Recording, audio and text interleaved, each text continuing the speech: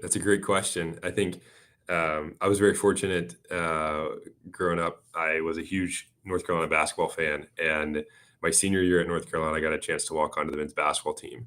And every day before practice, Coach Williams would come forward with what he called the Carolina basketball quote of the day or the thought of the day.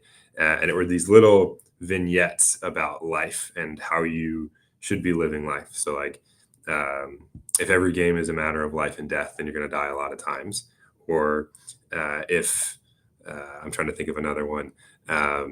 If What was another good one?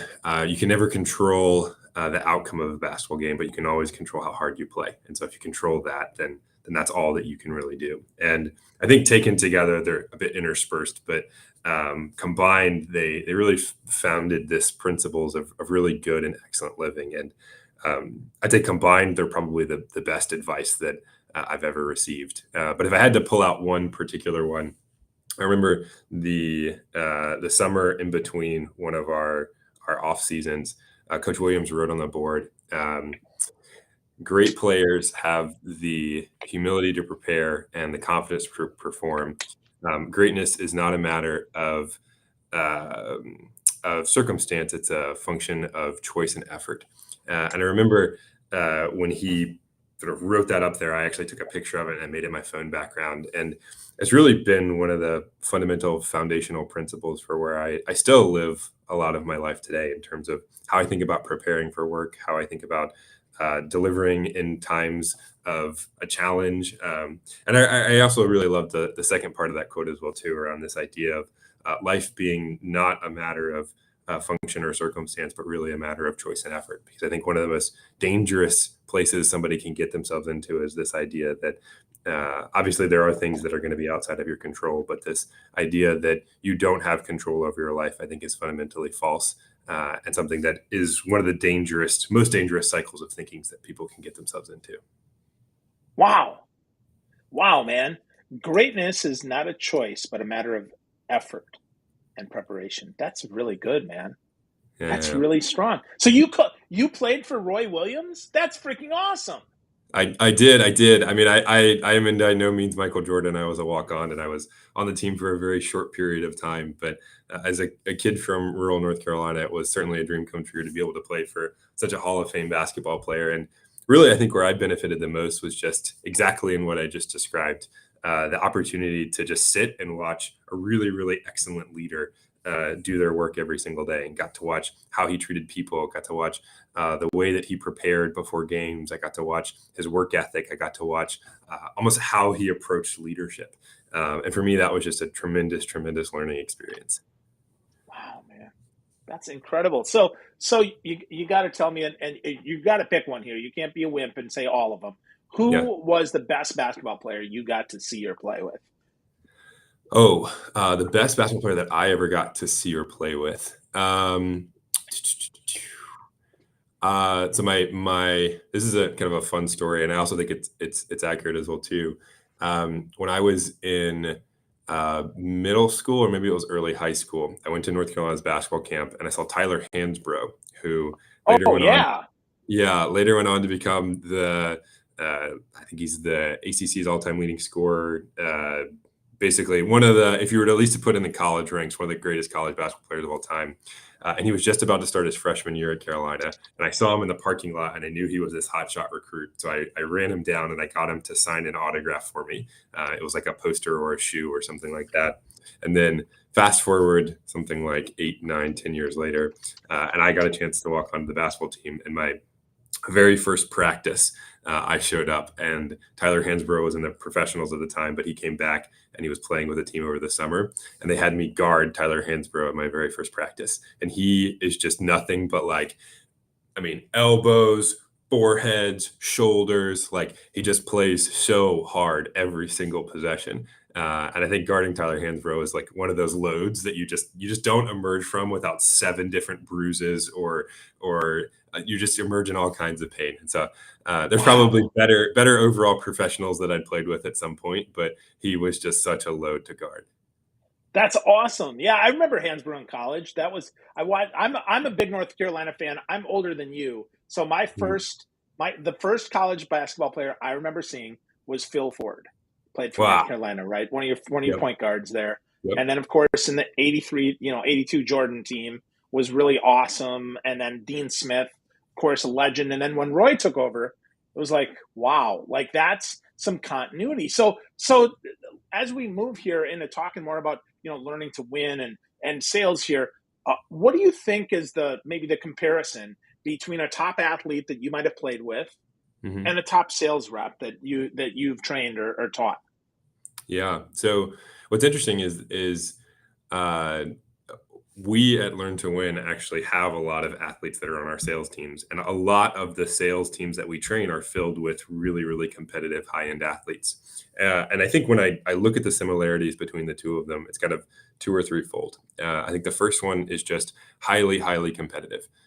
In sales, a lot of times, I mean, you're waking up every single day, you're doing a lot of the same things over and over again. You're going to get told no over and over again. It's hard. It's tough. People are going to say like, get away from me. You're stupid. I don't like your product. Go away. And you've got to be able to pull yourself up and get back into it over and over and over and over and over again. And that's exactly the same thing that I see out of really high performing athletes as well too. Like the best athletes with that level of grit, with that level of hustle, with that level of determination, with that level to say like, hey, I'm not defined by like my greatness is not defined by a function of circumstance. It's a matter of my choice and my effort. Like that's the first one, and that's been the most defining feature that I've seen between the two populations. I think the second one is just an ability to be a great teammate. What I've seen out of the really excellent, amazing athletes out there is they all have done a really great job and figured out some way or another to be an amazing teammate. And that's what you see out of sales people as well too. Like the ones who can work on a team, the ones who can get along well with people, the ones who can really connect with others. Like those have been the defining characteristics and traits. And so it's not really a surprise to me when we see all of these high level performance athletes make their way into sales because the professions are just very, very similar. Yeah, cool. That's good. I mean, I like that, right? Effort, I can control that. Being a great teammate, I can control that. Those don't sound like I was born to win. It sounds like I learned to win. Is that where your company name came from, Sasha, or where did your company name come from? Yeah, I wish I could say we had put that much thought into it.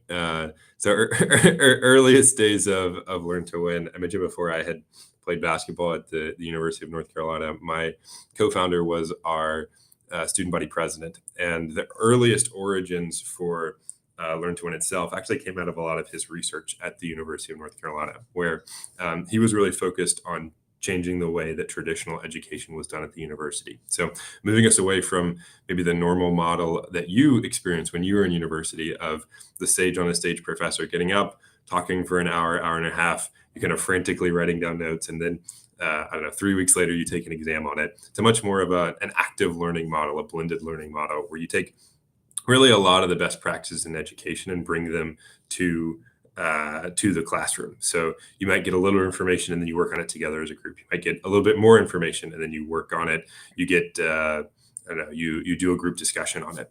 And what he was seeing is they were bringing those pieces to the University of North Carolina was just dramatically improving outcomes in the classroom, but they weren't necessarily dramatically improving adoption rates across the university because as a tenured professor, you're not always evaluated on how your students perform in the classroom. A lot of times you're evaluated on what's the quality of your research. And so Andrew and I put a little bit more thought into it and we said, hey, what would be a place where there is this absolutely clear link between learning and performance, where if you can improve the overall learning outcomes for someone, there is a clear direct link to performance and people are willing and must pay for that, and they have to adopt it. And we looked at that and said, well, athletics is an amazing place to start. And I have experience in that world from my time as a basketball player, because you as the football coach, as the basketball coach, if you're not winning, if you're not performing, if you're not producing, like you get fired. So that was the earliest thought behind sort of essentially the ideas behind Learn to Win. Let's take some of the best practices in education, bring them to a place where they can really make a difference. And so when we were first going to start, we actually thought about, hey, let's originally pitch this to North Carolina football and basketball. And This was a few years after we had graduated. I flew up to the University of North Carolina. I had our first meeting with the head football coach there. And I was about to walk into his office with this prototype of what we were planning on going to build, which was essentially a best practices in education type of platform developed and designed for the world of high-performing competitive athletes. And I was walking in and I was on the phone with my co-founder, Andrew, and I was like, dude, do we have a name for this? And he was like, I think we forgot about that part.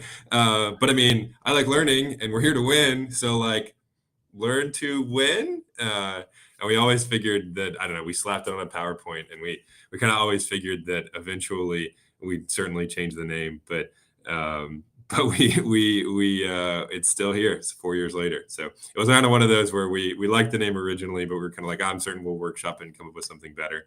And then fast forward 4 years and here we are. Yeah, that's great. I mean, that's a great story. And I think, you could include that now, right? It is about learning to win. You're teaching people how to win in sales and different things. So I think that's great, man. It's a simple name. I mean, when I read it, I'm like, oh yeah, okay, that totally makes sense. So I dig that. It's Man. very literal. It doesn't. You don't have to put a ton of thought into figuring out what we do. Like we're here to teach you to learn to be better at winning. Like it's pretty simple. Pretty simple. Yeah, for sure. I dig it, man. So with that, let's talk about the mindset of today's learner, because to your point, what you said earlier, how I learned in college in the 90s is certainly not what works now, and certainly not how I teach sales any longer, just being the sage on the stage. We want to be active. So what does it mean to be an active learner? And what does it mean to be a hybrid learner? And how does that change the way that we deliver? Yeah. So there's kind of a couple of really fundamental principles that go into almost any learning experience. The first one is the learning is really, really active. So you're actually forced to do something. So if you get asked a particular question, you then have to go recall that information immediately afterwards. And that's the kind of thing that really effective learners do just automatically. When you were preparing for your college exam, you probably built a study guide and you built flashcards and you quizzed yourself on this is what I need to be doing. But that's the kind of thing that's not always designed into a learning experience. It's a lot of times they just give you the information and then really effective learners will go build and design that themselves. But not everybody has the tools to be able to do that. So one, it's the actual active learning component of it. The second one is the structure. So have you structured the learning in a way that it's really easy to break down the modules into here's what I'm learning now, here's what I'm learning next. Is it scaffolded in a way such that you're building on those principles of here's what I know, now I can get a little bit better, then I can get a little bit better, then I can get a little bit better. And the third one is every good learning experience, there's feedback involved. So for the instructor themselves, they get feedback on is what they're doing hitting the mark? Do their students know what's actually going on? Are you teaching into the wind, or are you actually getting data to suggest that this is how I should be improving? Here's how I should be improving my learning experience, or should I be teaching something different? And we built basically all three of those principles into the Learn to Win platform, with the idea being that if we can design a product that allows any sort of subject matter expert, be it an elite football coach or a sales manager or a sales coach or a sales trainer, to basically include all three of those principles in any sort of educational experience they design, that could dramatically improve the overall outcomes of each and every training that they do. And so for a learn to win learning experience, it might look like, let's say, some of the work that we do with like live corporate trainings. What we'll do is basically work with the sales team or the sales manager to build and create, say, let's say you're going to do a live workshop, to build and design pre-work into like prior to when somebody shows up, and not in the PowerPoint version that you send. You have no idea whether somebody looks at it. Like you don't know if they actually learned it, but really interactive, engaging 3 to 5 minute micro learning modules delivered through Learn to Win, where they'll get a video of Phil and then they'll have to answer 3 quiz questions, or they'll get a video of Phil and then they'll have to draw their favorite mustache on Phil, or they'll get a video of exactly somewhere in those range. And then what you'll get as the instructor is all this data and insight into, well, not only here's what everybody's getting correct, but here's all the things that they're getting incorrect. And here's the things that maybe they're getting correct, but it turns out nobody's actually confident in it, and they're just really good at guessing what the correct answer was. And so then you can take all that data and all that insight and be able to take it and say, well, for my live in-person workshop, we're not going to waste time on all the things that people already know. Like, we're not going to waste time on the things that they've already got. We're going to spend all our time on those big gaps in their knowledge that they don't understand yet. Then afterwards, you can say, well, hey, Data suggests that after an in-person live learning experience, within a week, they've forgotten 50% of the information. Within 2 weeks, they've forgotten 90% of it. It's somewhere in that range. Don't quote me on those facts, but it's in that range. But instead, with Learn to Win, you can basically schedule these sort of structured follow-ups to say, hey, 3 days later, they'll get a little piece from Learn to Win, 5 days later, 7 days later, et cetera, to help them be just like keep that information fresh and at the top of their brains. So there's a little bit of what the active learning module looks like. And then the hybrid learning is exactly what I just described, of having that experience of both virtual and in person, and using the virtual to enhance what you're doing in person. Wow. That's so helpful. It's called the forgetting curve, just for those listening here. The Ebbinghaus forgetting curve. It's my favorite German. Yeah. Right? Yeah. No, I can't guarantee I pronounced that correctly. Who knows? No, it's Ebbinghaus. No, that's right. Okay. That's right. Yeah. Yep. Or Ebbinghaus. Yeah, if they want more German there. Yeah.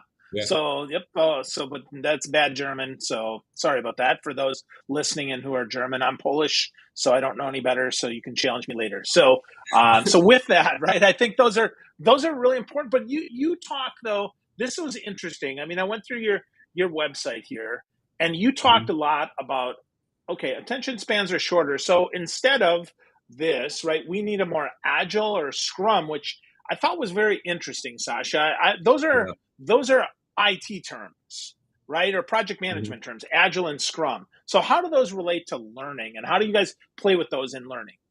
Yeah, well, I mean, interesting fun fact for you. A lot of the term agile actually comes from the world of sports, because the word Scrum is actually originally a rugby term. And it's more so about this idea of putting together a game plan, attacking it for a period of time, and then taking a pause, take a step back, evaluate where you are, and then develop another game plan to go from there. And we developed a lot of this agile learning methodology actually from our work with competitive sports teams. So when we started working with these elite high-level athletic programs, we work with about 150 different ones, everything from the most recent Super Bowl champion LA Rams to the Stanley Cup winning Pittsburgh Penguins. We actually have a full partnership doing all the volunteer training for the PGA Tour.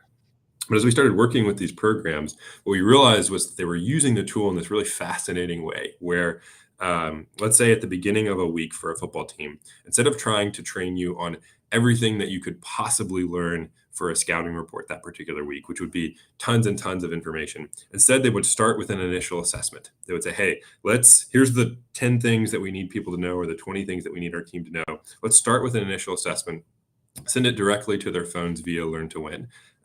We then, the coaches, can then pull out that information and get the top 3 things that appears that our team isn't understanding, take that data, take that information, and design our in-person meetings around the things that they're not getting, and then sort of deliver that information, deliver the remediation training, watch the improved performance, and do that over and over and over and over again.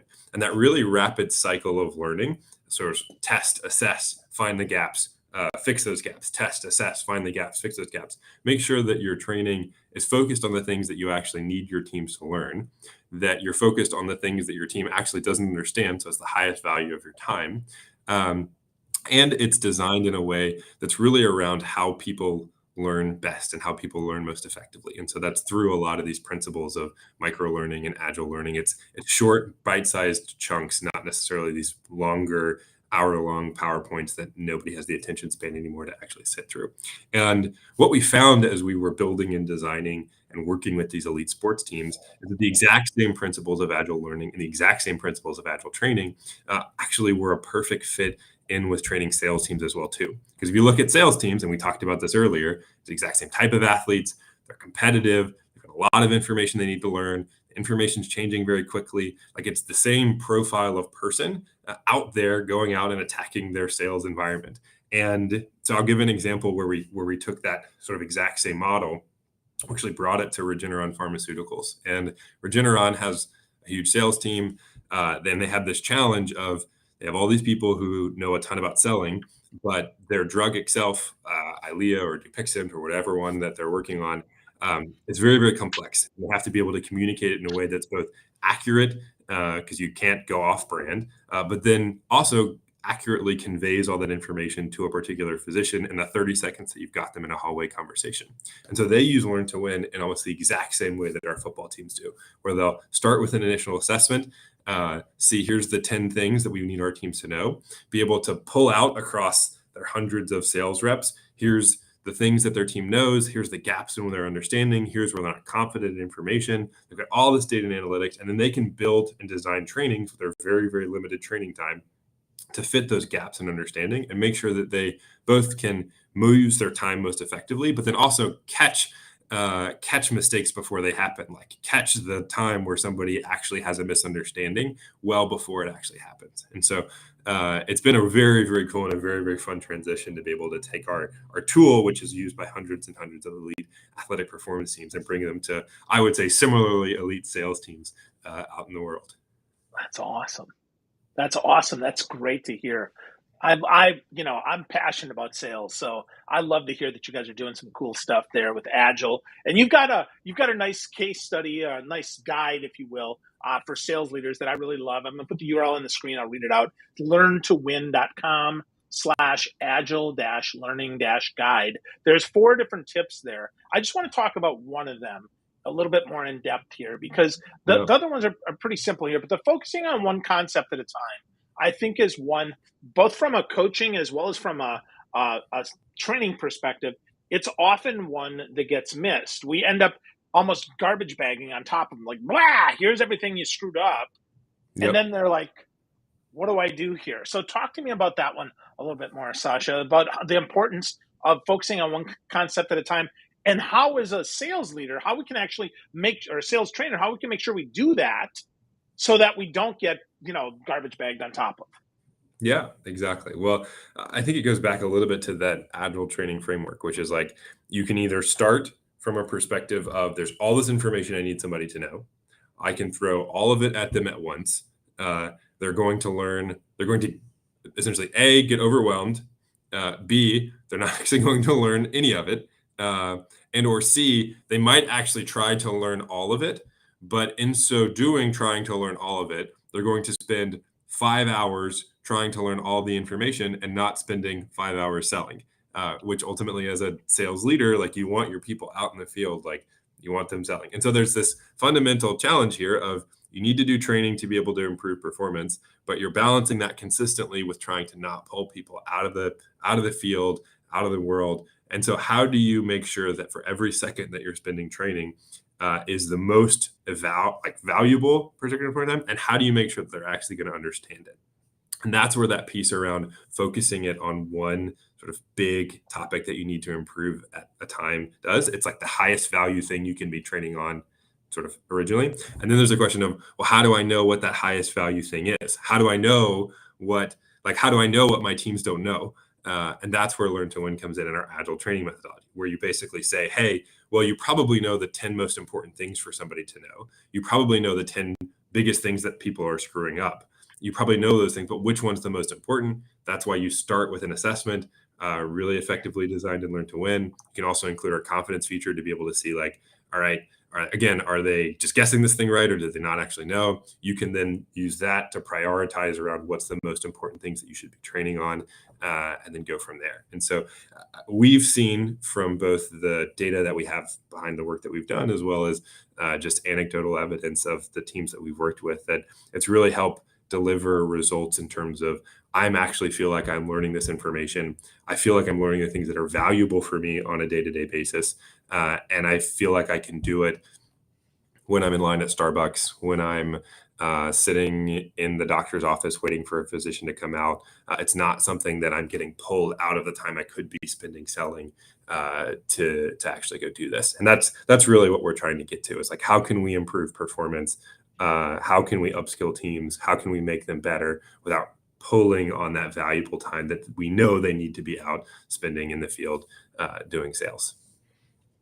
Cool. So is this primarily for existing reps, or does this work with new reps too? Because they don't have any product knowledge typically, right? I mean, if you're coming in, if you're an elite athlete, you might have seen a playbook before, but you're not the same playbook. If you're in sales, I've seen 100 sales playbooks, but not this one that I'm working on right now. So how does that work for the new seller? Yeah. So there's kind of three phases across sort of the sales spectrum or sales lifetime of learning that Learn to Win is really effective in where we work. The first one is what you just described. It's a new hire onboarding. That's the kind of work that we do with Novartis. It's the kind of work that we do with Nolan Transportation Group. It's basically saying, hey, I've got somebody, maybe they know about sales, but I need them to really, really learn about my product. And it's really valuable to me as a sales leader if I can basically say, hey, normally it would take me 3 months to get this person ready to go. If I can do that in 2 months, if I can do that in 1 month, that's huge value to me as a leader because I can get them selling, I can get them more productive faster.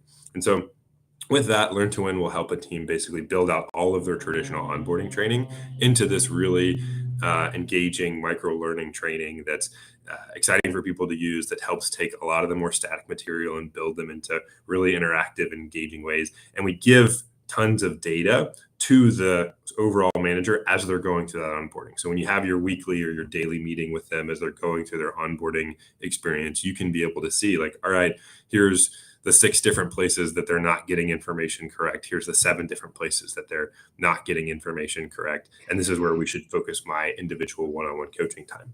Then as you start moving through that sort of beginning onboarding phase, you get into the consistent sort of product launch updates. So they'll be like, hey, we just launched a new product, or hey, we just updated our product, or hey, we just got some competitive insights in selling. And that's where Learn to Win, because the authoring side is so easy to build and design, that any sort of sales manager can hop in and say, hey, I just learned this new competitive insight. I'm going to build a lesson on I don't know, my rival podcast, Jill Gerbyshak.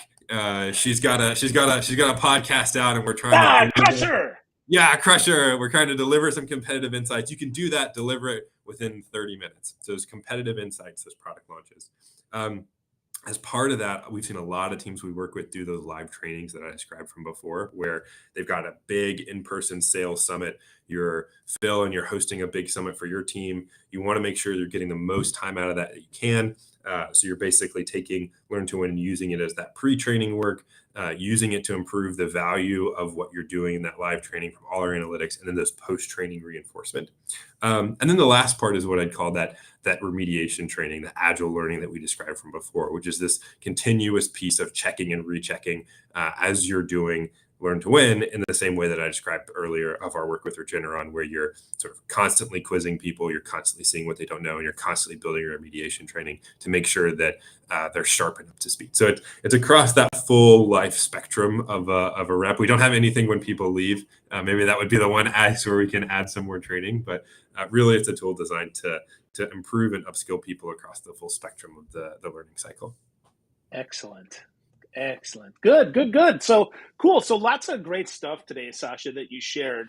You talked about the importance of assessment right at the beginning, and the agile training and all of that, right? But if I'm a new sales leader and I'm thinking, you know what, I want to get started getting my team up to speed. Maybe they can't yet afford to work with Learn to Win, or their organization hasn't yet bought in. Where would you start them, man? How would they get started along that journey?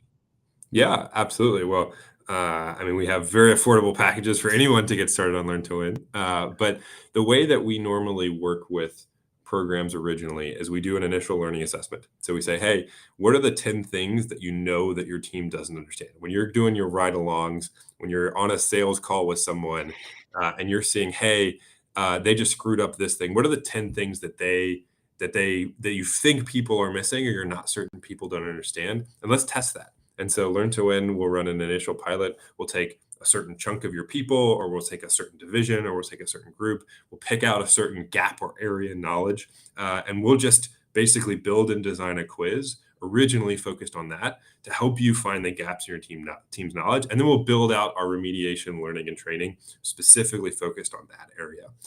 Pilots are usually 1 to 2 months long. We focus on a particular area. We really design it so that you can best see, like, is Learn to Win the kind of thing that would actually help my team, yes or no? We set out pretty strict and clear, like, if this makes sense, does this not make sense, et cetera. And we run those pilots with our different organizations. We've run probably 100 of them at this point. Our team's really good at it. And we use that to really test and evaluate, is the software good? If it makes sense, then we usually continue to expand, which is what normally happens. People are like, wow, this really helps my team. The people love it. We're getting great value out of it. And it grows from there. And if it doesn't, then you got a chance to really test out a new way to evaluate software. So that's how we normally work with programs. Very rarely will somebody come in and say, I'm going to adopt this across my whole organization immediately. Usually they need to see some level of evidence that it works with their particular situation, their particular organization, because we're such a new way of teaching and thinking. But we're always happy to do that with our team. Awesome, man. Awesome. Love that. So, Sasha, if people want to get to know you, of course, they can go to learntowin.com. I encourage folks to check out the Agile Learning Guide if they want to learn more and get those 4 steps that are in there, including the focusing on a single concept first.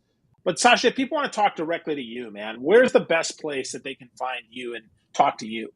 Yeah, I mean, you can find me on LinkedIn as just Sasha Seymore, or you can shoot me an email, just sasha@learntowin.com. Reach out to me. Awesome, man. Awesome. Well, great stuff today. Really appreciate the insights into Agile learning, how we can get some sales training that actually works, which I always love, and all about focusing on one thing. I want to circle back to your point that you shared in the beginning, man, because I think that's powerful, right? That excellence is all about effort and preparation and about making that choice. I love that, Sasha. That's great stuff, man.